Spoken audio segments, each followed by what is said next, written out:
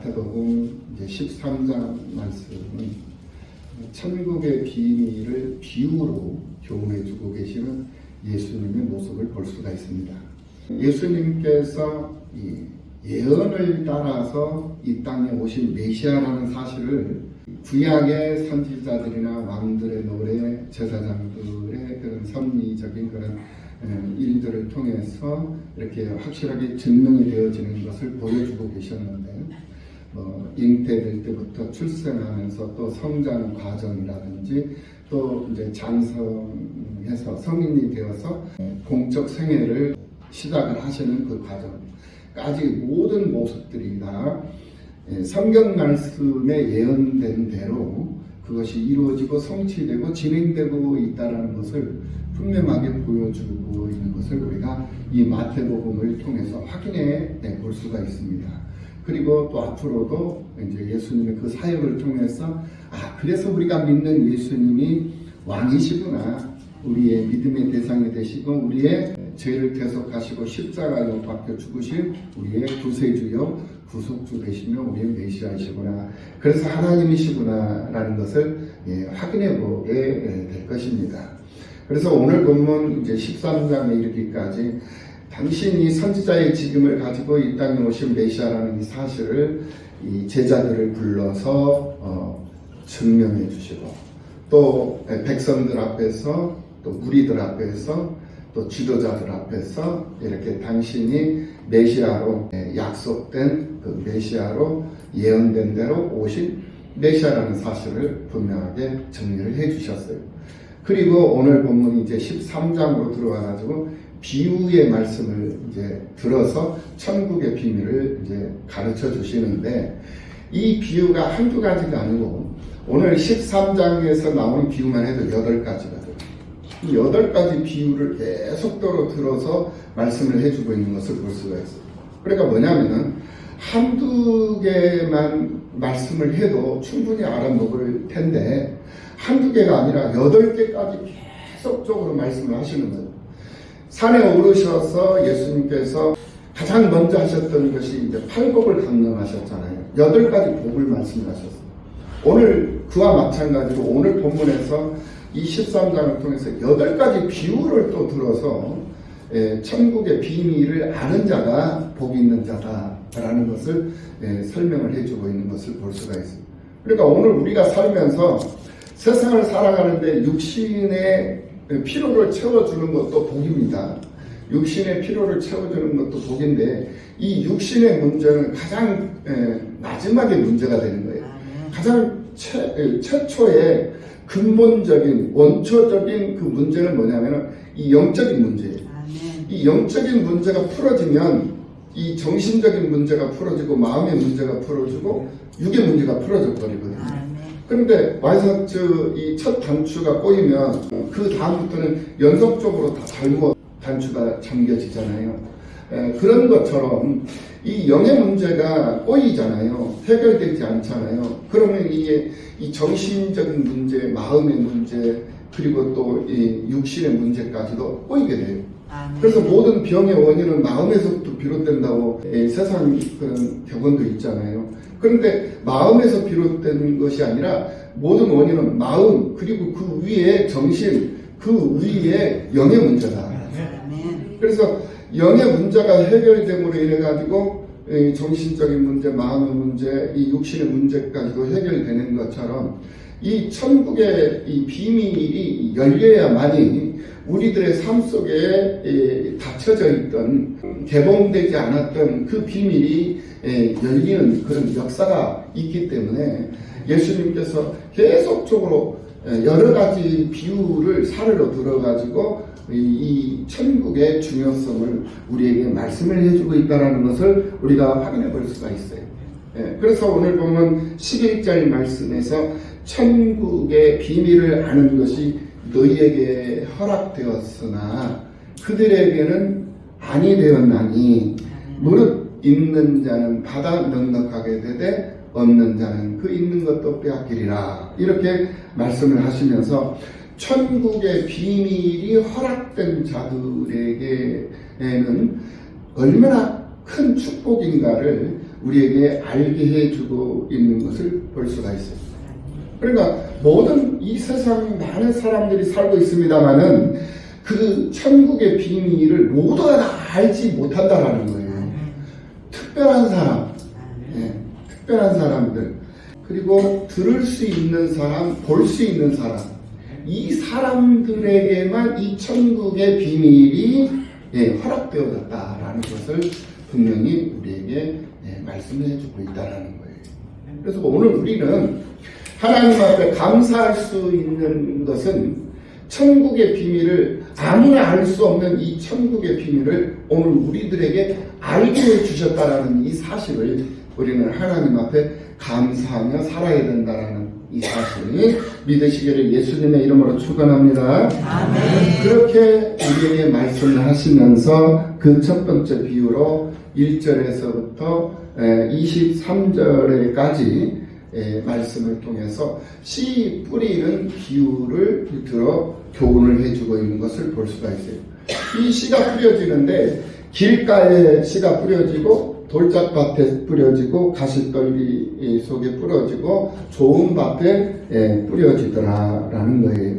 천국의 복음이 전파되는 과정과 그 수용성을 비유적으로 설명을 해주고 있는 말씀이 이 23절까지의 이 씨 뿌리는 비유의 말씀인데 이 밭은 나음의 밭을 말하는 거예요.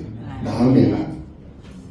그래서 우리 마음의 밭이 길바닥이나 또는 돌짝밭처럼 거칠어진 마음이나 가시가 많은 그런 밭과 같은 그런 마음의 밭, 가시도 친 마음의 밭은 그 말씀의 씨앗을 받은다 할지라도 그 씨앗이 그곳에서 뿌리를 내리고 싹을 돋아내고 줄기를 걷고 꽃을 피울 수 있고 열매를 맺을 수 있는 그런 밭은 못 된다라는 그런 비유의 말씀을 해주고 있는 거예요.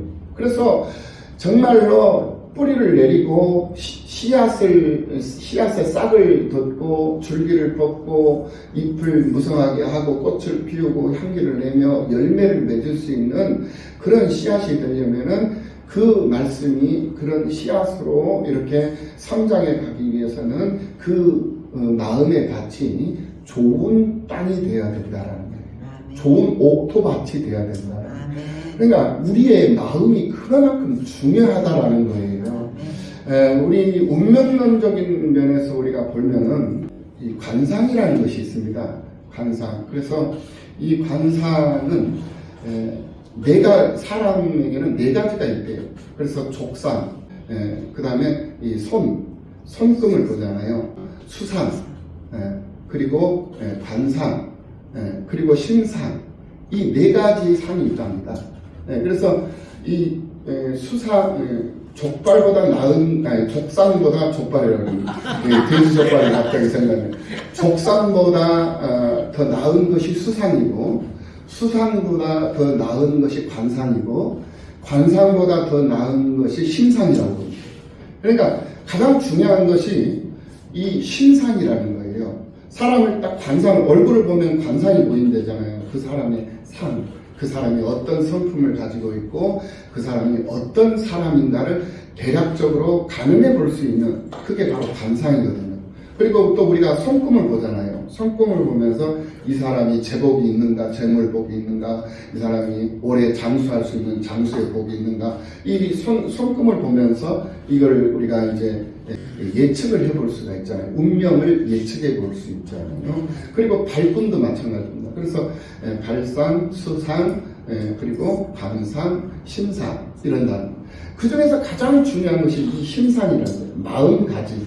그래서 이 사람의 이 마음가짐을 보면 이 사람이 믿을 수 있는 사람이고 또 이 사람이 성공할 수 있는 사람이고 이 사람이 모난 사람이고 거친 사람이고 이것을 이 마음가짐 씀씀이를 보면 알 수 있다는 거예요. 그만큼 심상이 가장 우월하다는 거거든요.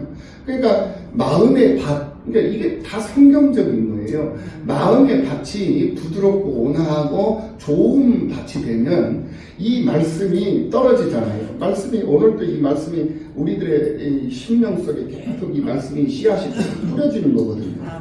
이 말씀들이 뿌려지는데 우리는 마음의 밭이잖아요. 내가 지금 현재 거칠어져 있고 막 마음이 깨져 있고 마음이 막 가시가 돋쳐져 있고 하면은 아무리 좋은 말씀이 선포되고 뿌려진다 해도 그 사람 그 마음의 밭에는 이 싹을 돋아낼 수 있는 그런 상황이 못 된다. 그러니까 바람에 날리는 그냥 그런 씨가 돼버립니다. 떨어지는 씨가. 그런데 내 마음이 옥토밭이 되어져 있는 상태라면 아무리 이 병든 씨앗이 원하는 씨앗이 떨어졌어도 그 씨앗이 뿌리를 내릴 수가 있고 싹을 돋아서 줄기를 피우고 꽃을 피우며 열매를 맺게 되더라는 거예요. 아멘. 그래서 그것이 거듭되어지고 거듭되어지면서 좋은 씨앗이 되는 거예요. 거칠었던 씨앗이 밭에 좋은 밭에 심어줌으로 해서 좋은 열매를 맺게 되는 거거든요. 그런데 좋은 씨앗이 좋은 밭에 열매 맺어지면 더 좋은 열매가 맺어지는 것 당연한 것 아니겠습니까? 그러니 이 마음의 밭이라는 것은 그만큼 중요한 것이다라는 것을 우리는 분명히 기억하고 좋은 마음의 밭, 좋은 옥토를 갖고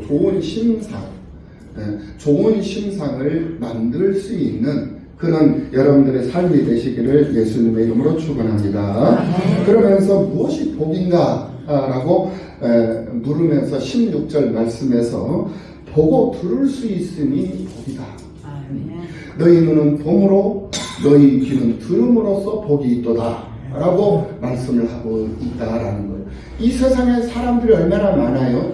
그런데 이 세상 사람들은 모두가 다 자기 즐거움에 빠져 있어요. 자기 쾌락에 빠져 있습니다.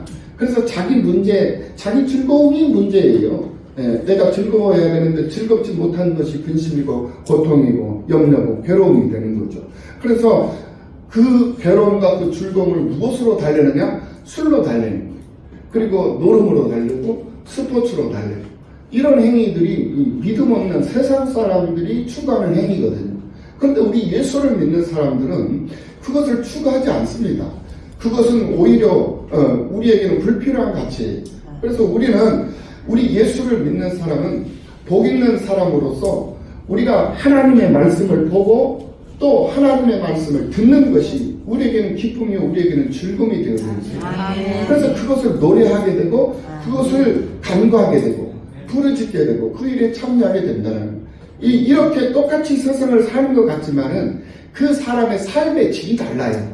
방향이 다르고 내용이 다르고 질이 달라진다는 거예요.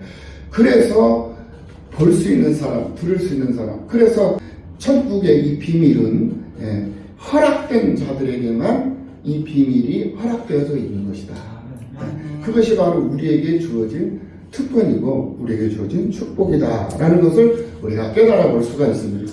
그리고 두 번째로 24절 이하 30절 말씀을 통해서 곡식과 가라지 비유로 불완전한 지상교회의 상황을 비유하고 있는 것을 볼 수가 있습니다.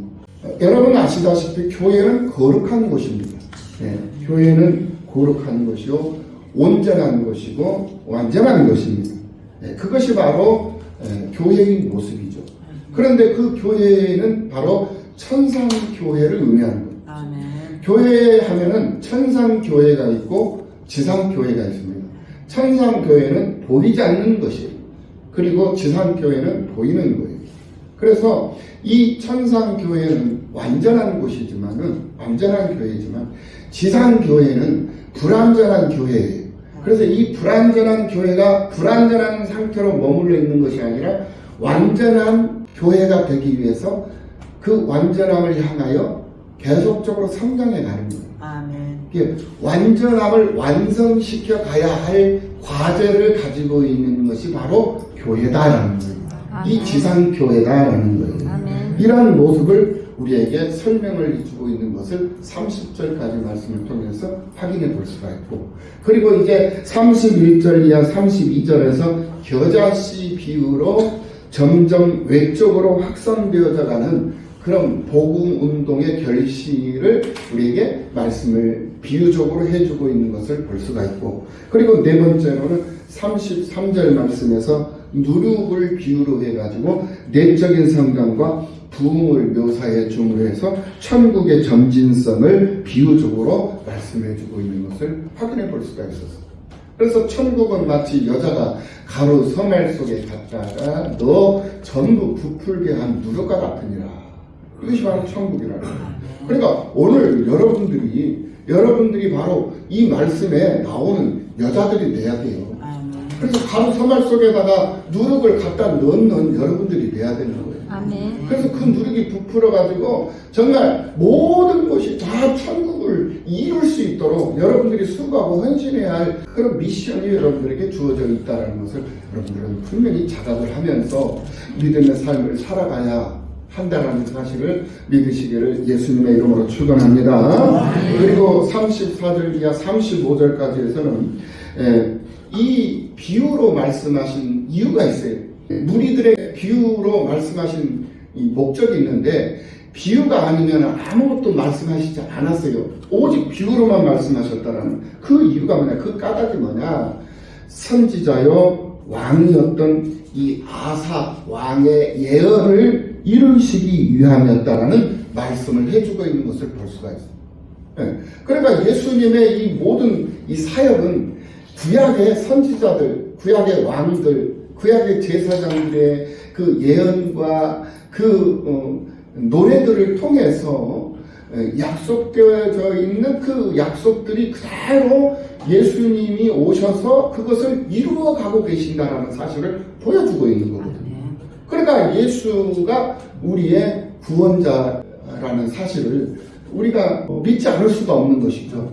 수천 년에 걸쳐서 노래되어졌고 확인되어졌던 것들이 예수님이 오셔서 자연스럽게 그 일들을 해가고 계신다는 거예요. 때로는 말씀으로 교훈하시고, 때로는 표적을 보여 교훈하시기도 하시고, 때로는 오늘 본문의 말씀처럼 여러 가지 비유를 들어서 말씀해 주심으로 인해 가지고 아사 왕이 노래했던 그 노래된 대로 예수님이 오셔서 그렇게 살고 그렇게 일하며 계시더라는 거예요. 사역을 하며 계시더라는 거예요. 그래서 예수님께서 이 땅에 메시아로 오신 것은 구약에 예언된 대로, 구약에 약속된 대로 오셨음을 다시 한 번 더 확인시켜 주고 있는 것을 볼 수가 있습니다. 그리고 이거는 다섯 번째 비유로 36절에서 43절까지에서는 이 두 번째 비유에서 말씀하셨던 이 가라지 비유를 보충해서 설명을 하시면서, 심판의 때가 되면 의인들은 자기 아버지 나라에서 해와 같이 빛나리라. 그러니까 천국에서 해같이 빛나리라. 누가? 의인이. 그 의인이 누구예요? 바로 예수를 믿는 사람들입니다. 예수를 믿는. 그러니까 천국 가서 그곳에서 해같이 빛나는데, 그곳에서만 해같이 빛나는 게 아니에요. 이 땅에서도 우리가 살면서 믿음으로 사는 우리의 삶은 천국 삶이라고 했어요. 아멘. 이 땅에서 우리가 삶을 살아가는 이 삶도 천국 삶이다라는 거예요. 그러니까 이 땅에서도 우리는 무엇같이 빛날 수 있다? 해같이 빛날 수 있다라는 거예요. 그러니까 믿음으로 살만한 가치가 여기에 있는 거예요. 아멘. 죽어서만 내가 해같이 빛나는 것이 아니라 이 땅에서도 내가 예수를 믿고 믿음으로 세상을 살면 하나님께서 나를 해같이 빛나게 해 주신다라는 거예요. 아멘. 이것을 믿는 믿음이 승리할 수 있는 믿음이 되는 거죠. 아멘. 이것을 믿는 사람이 해같이 빛날 수 있는 특권을 얻을 수 있는 그런 특별한 사람이 되는 거예요. 아멘. 이것을 이루시기 위해서 죽도록 하나님 말씀에 순종하고 그 말씀 따라 말씀대로 살아갈 수 있는 여러분들이 되시기를 예수님의 이름으로 축원합니다. 아멘. 그리고 이어서 다시 여섯 번째로 44절 말씀에서 감추인 보화의 비유를 말씀하시고, 일곱 번째로 45절 이하 46절까지 말씀에서 진주장사 비유를 들어서 말씀을 하시면서 천국을 소유한 사람의 참된 기쁨이 어떤 기쁨인가를 설명해주고, 그리고 47절 이하 오늘 50절까지 여덟 번째의 이 비유를 통해서는 고기 잡는 그물을 비유로 해가지고 세상 끝날 때 천국을 소유할 수 있는 자가 누구인가를 교훈하시면서 마지막으로 51절, 52절에서 비유의 결론을 내려주고 있는 말씀이 바로 오늘 13장의 내용의 말씀이다. 그 말. 사람들은 주어진 환경 속에서 물질과 지식과 명예와 행복과 기쁨을 찾으려고 합니다. 그러나 진정한 행복은 천국을 발견한 사람의 것이지 주어진 환경 속에서 행복을 찾으려고 하는 사람의 것이 아니라는 거예요. 내가 노력하고 내가 수고해서 얻어지는 것이 아니라는 거예요. 네, 천국은 내가 수고해서 얻어지는 것이 아니거든요. 내 노력으로 얻어지는 것이 아니에요. 천국을 소유할 수 있는 비결은 가장 어려우면서도 가장 쉬워요. 쉬운 것만은 아닙니다. 왜 쉬운 것만은 아니냐? 천국이 왔음을 선포해도 그것을 들을 수 있는 귀가 열리지 않고 그것을 볼 수 있는 눈이 열리지 않으면 볼 수도 없고 들을 수 없기 때문에 천국이 허락되지 않아요. 그들에게는. 그런데 귀가 열리고 눈이 열리잖아요. 그러면 천국을 얻고 천국을 소유해서 누리는 것은 식은 죽 먹기입니다. 그만큼 쉬운 일이 되는 거예요. 그러니까 어떤 사람에게는 너무나도 어려운 문제가 천국을 얻는 것이고 어떤 사람에게는 너무나도 쉬운 것이 천국을 얻는 것이다라는 거예요. 우리 이 대한민국만 봐도 5천만 인구인데 5천만 이 인구 중에 예수를 믿는 인구는 1,000만밖에 안 돼요. 1,000만. 그러니까 4천만은 아직도 천국을 소유하지 못하고 있다는 거예요. 1천만은 천국을 소유하고 있지만 4천만은 천국을 소유하지 못하고 있다는 거예요. 얼마나 참 불쌍한 인생들이겠습니까? 그 중에 우리는 하나님께서 내 의지와 상관없이 구별해 주신 거예요. 나를. 구별해 주셔서 진정한 행복이라는 이 천국을 소유하게 하시고 이 천국을 누릴 수 있는 특권을, 기회를 우리들에게 허락해 주셨다는 거예요. 그런데 이 기회를 내가 잡지 못하고 이 기회를 내가 소유하지 못하고 이 기회를 그냥 지나쳐 버린다든지 이 기회를 그냥 내버려 버린다든지 놓쳐버린다든지 이러한 상황이 온다면은 두 번 다시 내가 얻을 수 없는 기회를 놓쳐버릴 수 있다라는 사실을 우리는 분명히 알아야 된다는 거예요. 그래서 이 진정한 행복은 천국을 발견하고 천국을 소유한 사람이 진정한 행복을 소유한 사람이고 누릴 수 있는 그런 사람인데 예수님 당시에는 이 금융시장이 발달되지 않았어요. 그래서 더군다나 이 가나안 땅, 이 가나안 지역은 강도가 많았고 아주 약탈이 심한 그런 지역이었어요. 아주 심했던 지역이었어요. 그러다 보니까 돈이나 금은 보화를 맡길 만한 곳이 전혀 없었다는 거예요. 그래서 사람들은 자기가 얻은 그 소유를 땅을 파가지고 땅속에다가 묻어넣고 표시를 해놨어요. 그런 일에 아주 익숙해 있었다라는 거예요. 그러다가 급변 사태로 인해 가지고 사람이 죽는다든지 아니면 무슨 일로 인해 가지고 그 장소를 잃어버렸다든지 표시를 해놓은 것이 어디로 사라져 버렸다든지 이런 경우들이 종종 있었다라는 겁니다. 그때 당시에는. 그래서 그 감춰둔 보화는 주인이 그거를 잃어버린 상황이기 때문에 발견을 못 하잖아요. 그러니까 그대로 그냥 땅에 묻혀버리게 되더라는 거예요. 그런데 한 가난한 사람이, 한 가난한 농부가 남의 밭에 가서 일을 하다가 그 감추인 보화를 자신도 모르게 그걸 발견하게 된 거예요. 그 감추인 보화를 발견하게 된 이 농부는 그 보화를 다시 땅속에다가 다시 묻어놔요. 덮어놔요. 아무도 모르게 다시 덮어놓는다라는 거예요. 그리고는 기쁘고 즐거워 펄쩍펄쩍 뛰면서 집으로 돌아가가지고 자기의 모든 소유를 다 팔아요. 자기의 모든 소유를 다 팔아가지고 빚을 내서라도 그 밭을 사더라는 거예요. 이것이 바로 비유하고 있는 이 천국 보화다라는 거예요. 그런데 이 보화가 발견되는 이 장면을 보면은 두 가지 장면이 나옵니다. 한 사람이 밭에 가서 일을 하다가 아주 자연스럽게 이 보화를 발견했어요. 쉽게 보화를, 천국을 발견했다라는 거예요. 그런데 어떤 한 사람은 바로 진주 장사를 하고 있는 이 사람은 아주 어렵고 힘들게 보화를 발견하게 됩니다. 그러니까 천국을 얻게 되는 그 방법이 쉽게 천국을 얻는 사람도 있어요. 그 사람이 어떤 사람이냐? 대부분 자기가 태어났을 때 아니면은 또 살면서 자기 주변에 예수를 믿는 사람들 속에 자기가 속해 있는 거예요. 그래서 자연스럽게 예수님을 만나게 되고 예수님을 영접하게 되고 자연스럽게 천국을 소유하게 되고 천국을 얻게 되더라는 거예요. 누리게 되더라는 거예요. 그러니까 자기의 의지와 상관없이 환경적인 그런 조건이 갖춰져 있다 보니까 쉽게 보화를 발견하게 되는 거예요. 그런데 다른 또 환경을 가진 분들이 있잖아요. 질병을 통해서 고통받다가 전도자에 의해서 예수를 믿는다든지 아니면 세상에서 실패를 하고 모든 것 건강 잃고 돈 잃고 명예 잃고 다 잃고 다 잃어버린 상태에서 우연치 않게 복음을 접함으로 인해 가지고 전도자에 의해서 또 이렇게 예수를 영접하고 천국을 알게 된다든지 이렇게 썼어요. 그러니까 쉽게 천국을 소유한 사람도 있고 힘들게 천국을 소유한 사람도 있더라는 거예요. 그런데 중요한 것은 뭐냐?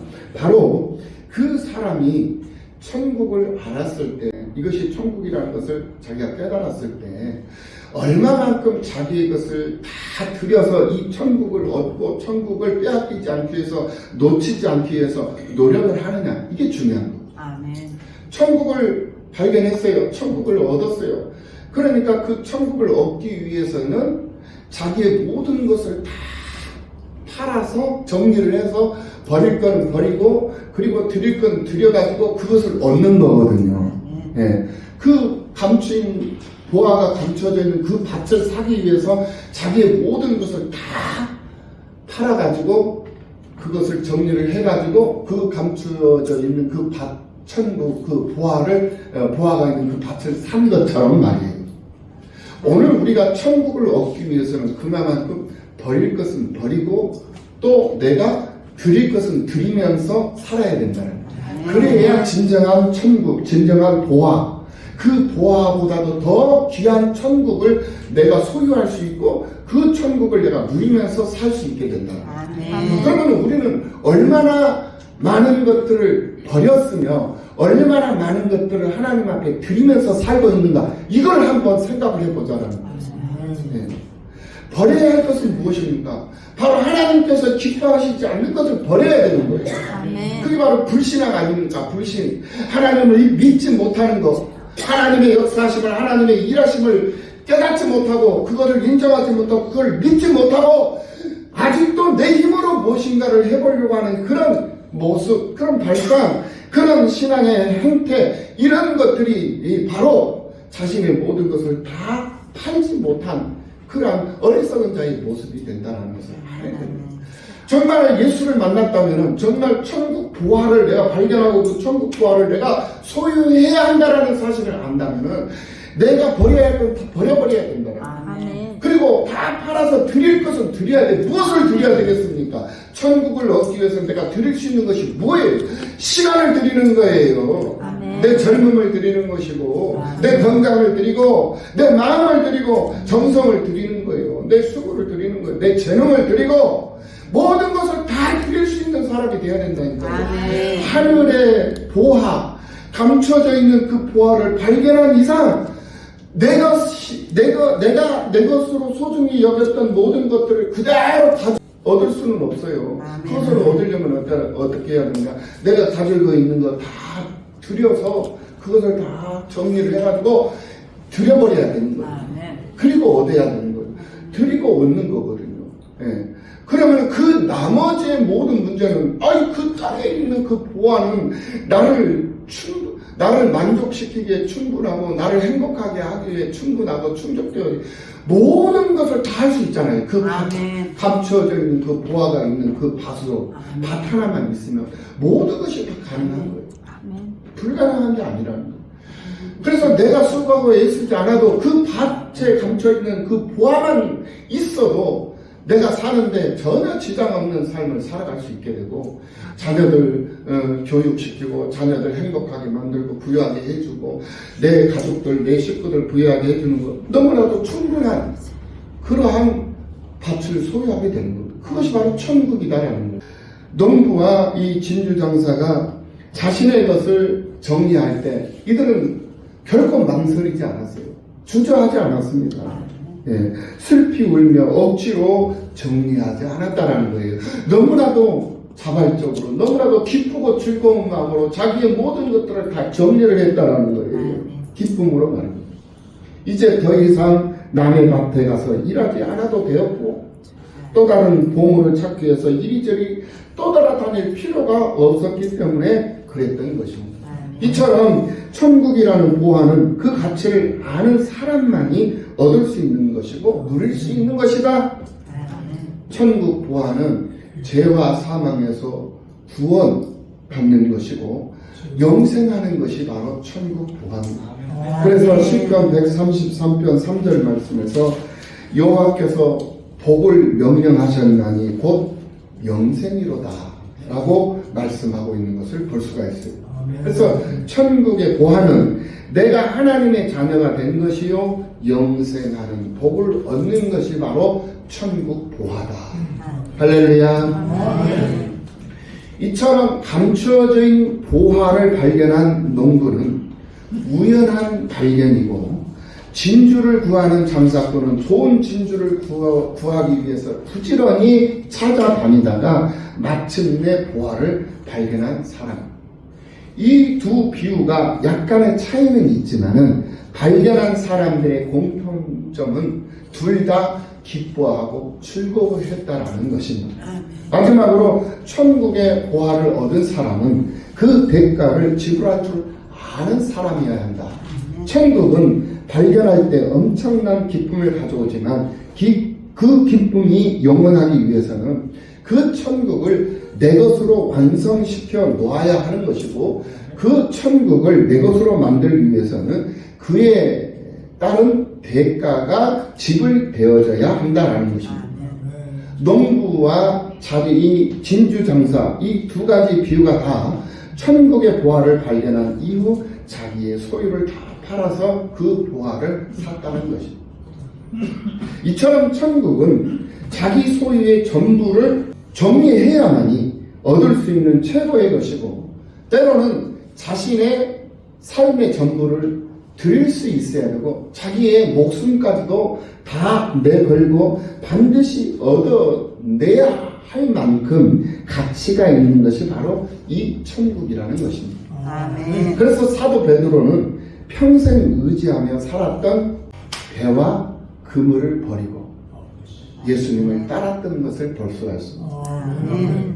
세리장 삭기오는 자신의 재산 절반을 가난한 자들에게 나눠주고 예수님을 따랐던 것을 볼 수가 있습니다. 사도 바울은 자기가 가지고 있는 그 모든 배경, 얼마나 참 귀한 배경들이었습니까? 그런 배경들을 다 배설물처럼 버리고 주님을 따랐던 것을 볼 수가 있습니다. 아멘. 우리가 내려놓은 것도 없고 포기한 것도 없이 버리는 것도 없고 또 드리는 것도 없이 천국을 얻을 수 있다? 있을 수 없는 일입니다. 결단코 그런 천국을 소유할 수 없다라는 이 비밀을 오늘 우리들에게 8가지 비유를 들어 교훈하심으로써 설명을 해주고 있다는 거예요. 이 말씀을 놓치지 않는 오늘 우리들이 되어야 될 줄로 믿습니다. 아멘. 그러니까 자기의 이 천국을 얻는 조건은 따로 있는 게 아니에요. 자기의 모든 것 다 버리고 모든 것 다 들여버리면 되는 거예요. 아멘. 네, 다 들여버리라 이거예요. 맡기라는 거예요. 아멘. 맡겨라. 네. 지난번에도 말씀을 드렸습니다. 우리가 뉴욕을 가기 위해서는 뉴욕행 비행기를 타면 돼요. 뉴욕행 비행기를 타야만이 뉴욕을 갈 수 있습니다. 그런데 뉴욕행 비행기를 타면은 그 비행기에다가 자신의 모든 것을 맡겨요. 예, 맡겨야 됩니다. 그리고 편안하게 14시간, 편안하게 14시간 그냥 비행기에서 그냥 충분히 그동안 잠자지 못했던 것 잠도 자고 쉬고 그러면서 그냥 있으면 14시간 후에 뉴욕에 도착을 해요. 케네디 공항에 도착을 한다니까요. 그렇게 해야만이 가능한 거예요. 그런데 자기 짐도 안 맡기고 자기 몸을 맡기긴 맡겼는데 근심 걱정 연기하면서 이 비행기가 가다가 떨어지면 어떻게 하나, 이 비행기에서 가다가 추락하면 어떻게 하나, 미사일을 맞으면 어떻게 하나, 테러범이 여기 같이 탔으면 어떻게, 이런 쓰잘데없는 근심 걱정 염려하게 있으면은 뉴욕 가는 그 14시간이 지옥이에요. 이거 잘 알아요. 그러니까 아예 맡겨버리라 이거. 아싸리 맡겨버리라. 아싸리. 아싸리. 그러면 해결이 돼요. 그러면 우리 주님이 뉴욕행 비행기가 다 알아서 짐도 갖다 주고 알아서 나도 태워다 주고 나도 다 안전하게 해준다니까. 아멘. 이것이 믿음이에요. 아멘. 할렐루야. 아멘. 이 믿음대로 믿음의 삶을 살아갈 수 있는 우리가 다 되어야 될 줄로 믿습니다. 아멘. 그런 믿음의 사람들로 부족함이 없는 모두가 다 되시기를 예수님의 이름으로 축원합니다. 아멘.